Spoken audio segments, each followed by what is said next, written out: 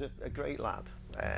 Enjoyed sport, was enthusiastic about cars, and was able to get himself a decent job as an engineer, which he was starting to do really well in, which is, as parents, all you can really hope for. And I think we were quite pleased at the time that everything was going swimmingly well for Adam, and so as parents everything's going swimmingly well for us as well. He had a nice set of mates, and they seemed to do interesting and enjoyable things together. His golf as well, he enjoyed his golf. So yeah, I think all in all it was hunky-dory.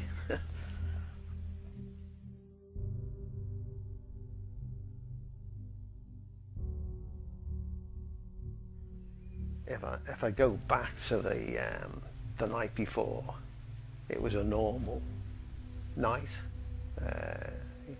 He came round with Hannah, we had pizzas, and to all intents and purposes, just another nice evening meal with your son and his partner.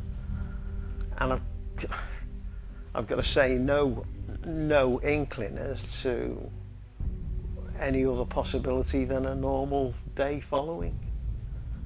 But the following day was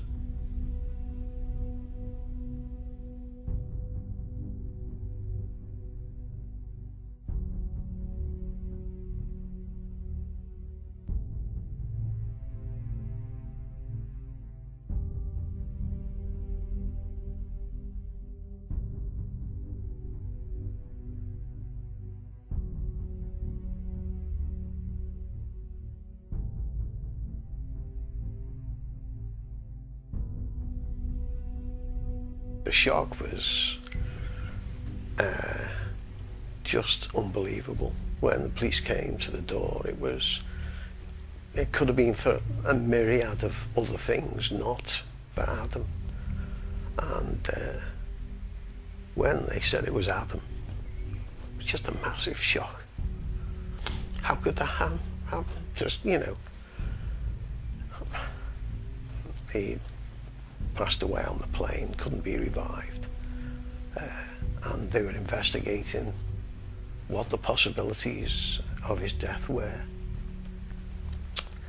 The second shock was then to find out from the coroner that there was no identifiable reason for his death, and that they were going to put it down to Sudden Arrhythmic Death Syndrome, which wasn't something that I knew about at all. He explained to me that this was something that happened 600 to 800 times a year, which was another massive shock. Why didn't I know that that was a possibility? Never had it been on my radar. Could I have done something? Possibly, if I'd have known, I could have done something. And I think that's the motivation now, to make sure that people know that this is a possibility.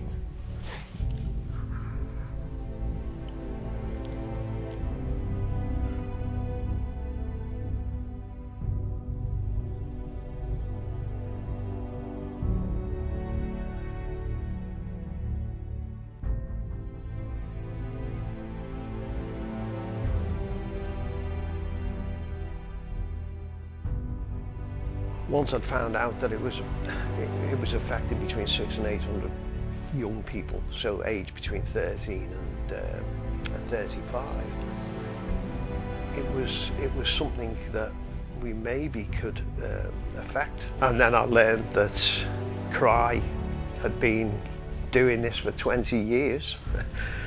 And I thought, well, this is a big task, because if they've been doing it for 20 years and I didn't know anything about it, we've got a major task on our hands to try and educate people to have their children tested, and we have to raise money to make that happen. And I think whilst £50 doesn't seem a lot of money, it is a lot of money to a lot of people. If they could prevent what happened to us as a family happening to their family, then £50 would be worth every penny.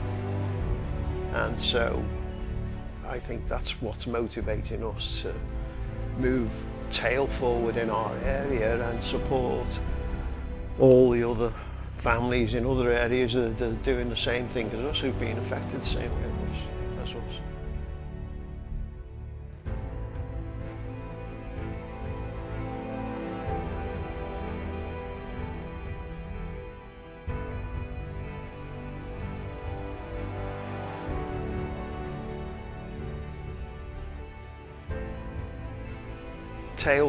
Tail's achievement so far, in purely monetary terms, we've raised £50,000 and we've tested over 1,000 hearts, and about 5% of those tests we've detected defects that would never have been found in a normal run of life, and we've prevented that happening to some young people. And I think that's our motivation to keep making that happen. My real wish is that more people take responsibility for the younger people in their care. So if that's businesses looking after their 13 to 35 year old, 16 to 35 year olds, or whether it's colleges looking after their 16 to 35 year olds, or schools looking after their 13 to 16 year olds. It's about someone in the hierarchy of organisations to get more young people tested. That seems to me the more sensible way forward without government help.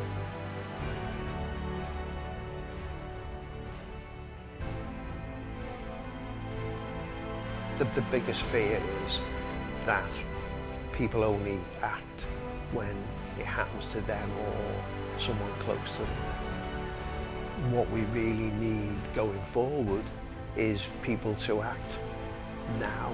600 to 800 young people will again die from sudden arrhythmic death syndrome this year, next year, and probably as the population increases, that figure will increase. So unless we do something now and somehow test more young people on a regular basis, then I can't see families avoiding what happened to us as a family.